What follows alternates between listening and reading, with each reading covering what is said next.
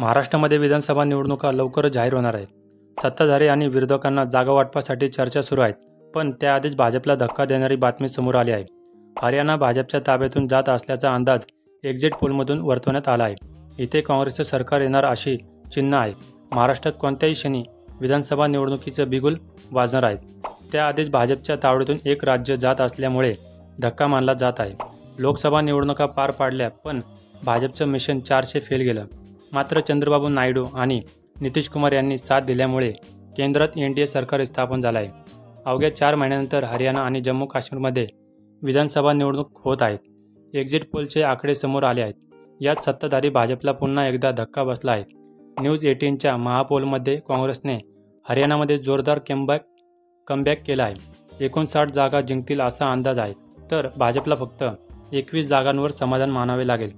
तर जेजेपी गठबंधन 2 जागा, इनेलो आघाडी 4 आणि आम आदमी पार्टीला 0 जागा मिळेल असा अंदाज वर्तवला आहे. इंडिया टीव्हीच्या एक्झिट पोलने हरियाणात मोठ्या मताधिक्याने काँग्रेस सरकार स्थापन होण्याची शक्यता वर्तवली आहे.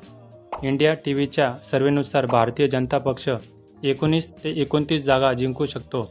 तर काँग्रेसला पक्षाला 44 ते 54 जागा मिळू शकतात. इतरांना 5 ते 16 जागा मिळू शकतात असा अंदाज लावला आहे.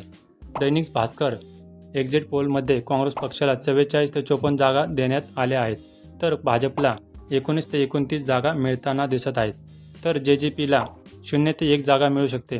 याशिवाय INLD आघाडीला 1 ते 5 जागा मिळण्याचा अंदाज आहे.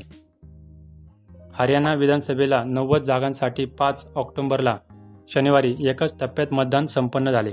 पाठोपाठ 4 दिवसानंतर 8 ऑक्टोबरला हरियाणाचा निकाल येणार आहे. याच दिवशी जम्मू काश्मीर विधानसभेचाही निकाल लागणार आहे. असेच माहितीपूर्वक व्हिडिओ पाहण्यासाठी आमच्या YouTube चॅनलला सबस्क्राईब नक्की करा.